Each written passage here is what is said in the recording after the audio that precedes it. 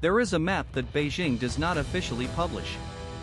It exists in the actions of its navy, in the concrete poured onto submerged reefs, in the diplomatic pressure applied to cartographers in Kathmandu, Manila, and Canberra. It exists in the silence of countries that once protested and no longer do. Trace every Chinese infrastructure project, every territorial claim filed with the United Nations, every disputed border patrol, every cancelled trade deal with a nation that dared object. What you find is not chaos. What you find is a blueprint, deliberate, methodical, decades in the making, to redraw the physical and political geography of an entire planet. China's territorial ambitions did not begin with Xi Jinping. They began with a pencil line drawn in 1947 by a cartographer working for the Republic of China government, who sketched 11 dashes around the South China Sea, claiming roughly 90% of its waters. 2 dashes were later removed, leaving 9. That 9-dash line became the foundational document of a claim that simultaneously contradicts the territorial waters of Vietnam, the Philippines, Malaysia, Brunei, and Taiwan. In 2016, the Permanent Court of Arbitration in The Hague ruled unanimously that China's historic rights claim within that line had no basis under international law. Beijing dismissed the ruling. Then it continued building. Between 2013 and 2016, China dredged and constructed artificial islands on 7 submerged reefs in the Spratly Islands. Fiery Cross Reef, Subi Reef, and Mischief Reef were transformed into fully operational military installations, runways long enough for bombers, radar systems, hangars, and missile batteries. Mischief Reef sits entirely within the Philippines' exclusive economic zone, less than 250 kilometers from the Philippine island of Palawan. Before 2013, it was a coral atoll visible only at low tide. By 2016, it had become a functioning military installation on territory that international courts confirmed fell outside China's legal claim. The concrete did not wait for the verdict. The Philippines under Rodrigo Duterte, who governed from 2016 to 2022, suspended his country's legal victory in exchange for promised Chinese investment. He called the arbitration award useless and pursued warmer ties with Beijing. Chinese vessels continued to operate freely within Filipino waters. When Philippine fishermen at Scarborough Shoal, a traditional fishing ground seized by China in 2012, attempted to access waters they had fished for generations, Chinese Coast Guard vessels used water cannons to drive them back. By 2023, under President Ferdinand Marcos Jr., the Philippines began documenting and releasing footage of these incidents, choosing transparency as a form of resistance. The visual evidence drew international attention. It changed nothing about the physical reality on the water. Vietnam has contested China over the South China Sea more directly than any other nation. In 1974, Chinese naval forces seized the Paracel Islands from South Vietnam in a brief battle that killed 74 Vietnamese sailors. In 1988, at Johnson South Reef, Chinese forces killed 64 Vietnamese naval personnel and sank 3 ships. Vietnam has never formally conceded these losses. It continues to administer 21 features in the Spratly Islands and has itself constructed facilities on the reefs it controls, partly in response to China's own construction. The South China Sea is not a story of one actor and passive victims. It is a story of competing claims in which China's claims are larger, better funded, and backed by a navy that in 2023 numbered over 370 warships, numerically the largest fleet on Earth. The South China Sea is only one corner of the map being drawn. Turn north and west, toward the Himalayas, and you find a border dispute so old and so complex that cartographers from both sides cannot agree on where a line should go through some of the highest terrain on Earth. China and India share a 3,488-kilometer border that has never been formally demarcated. The line of actual control, which separates Chinese and Indian forces, is not a legal border. It is an armed standoff maintained by soldiers who patrol routes their predecessors established after the 1962 Sino-Indian War, in which China seized the Oxai Chin Plateau, a 37,000 square kilometer territory that India still claims and China has administered ever since. In June 2020, at the Galwan Valley in the western Himalayas, Chinese and Indian soldiers fought hand-to-hand at 14,000 feet, one of the most violent border clashes between the two nations in over 5 decades. 20 Indian soldiers died. China acknowledged 4 deaths, though American intelligence assessments suggested Chinese casualties were substantially higher. The battle was fought without firearms. Both sides maintain a protocol against shooting along the line of actual control.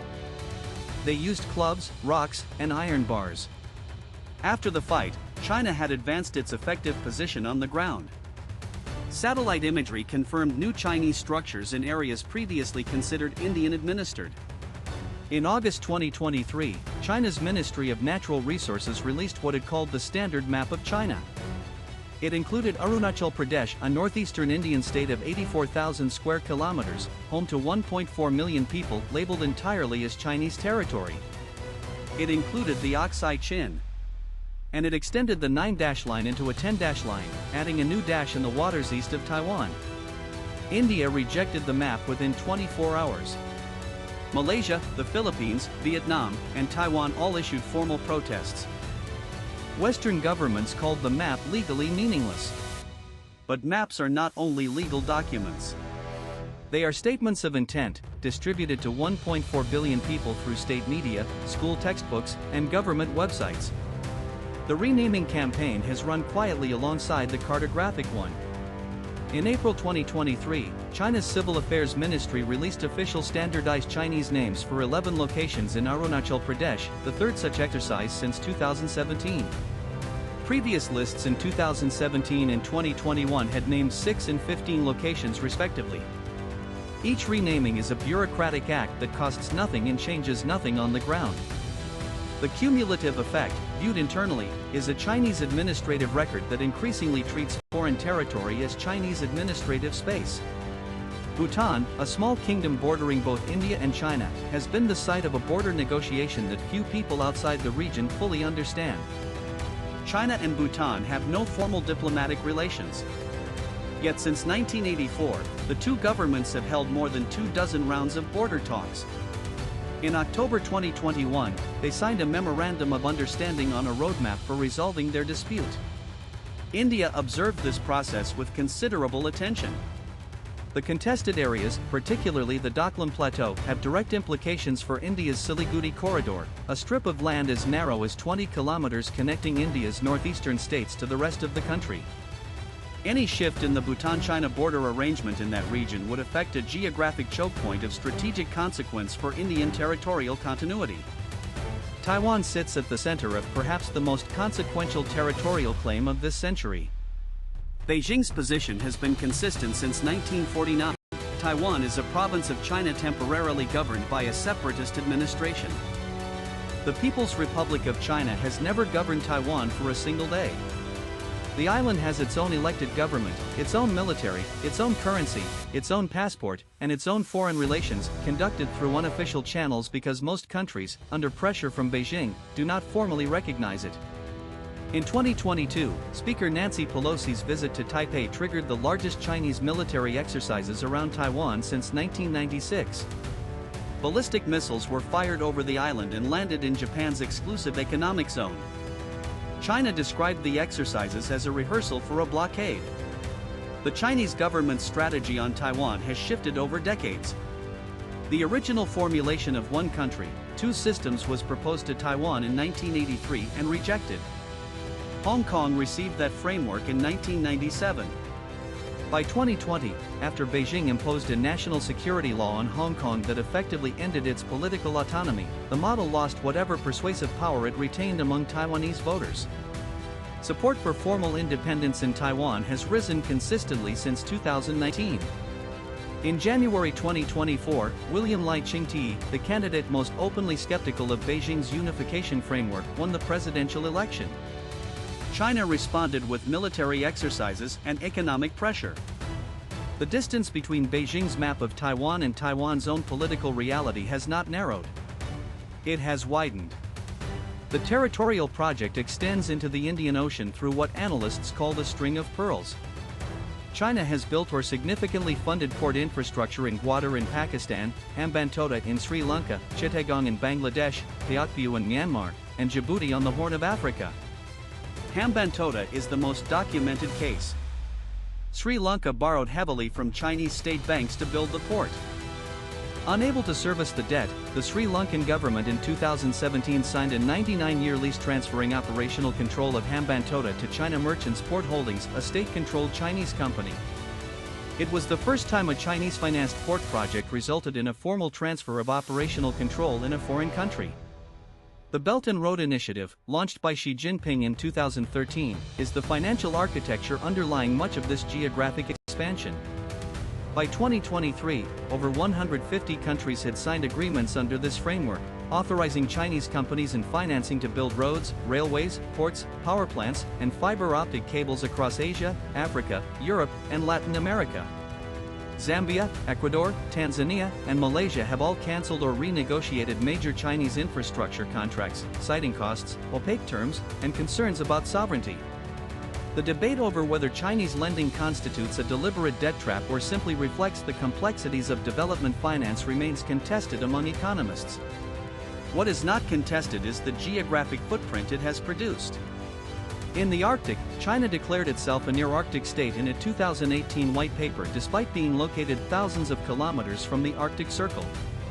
It has invested in research stations in Norway's Svalbard archipelago, pursued partnerships with Iceland and Russia, and included a polar Silk Road in its Belt and Road documentation. The Arctic Council, which governs the region, counts the United States, Canada, Russia, Norway, Denmark, Finland, Sweden, and Iceland as members. China holds observer status. That status has not prevented Chinese icebreaker vessels from conducting research transits through the Northeast Passage, or Chinese firms from bidding on infrastructure projects across the region. The cartographic effort operates at a cultural level as well. In 2023, the film Barbie was banned in Vietnam after a scene depicted a stylized world map that Vietnamese authorities said resembled the 9-dash line.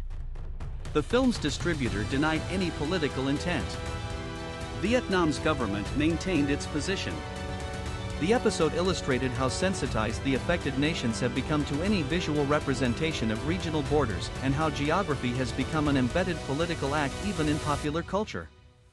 The map Beijing is drawing has no single author, no declared completion date, and no single mechanism of execution.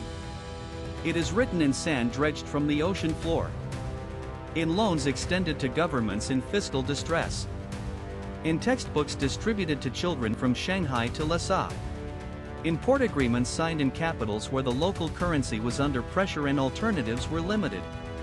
Each individual action, a reef reclaimed, a port financed, a map published, a location renamed, can be explained on its own terms.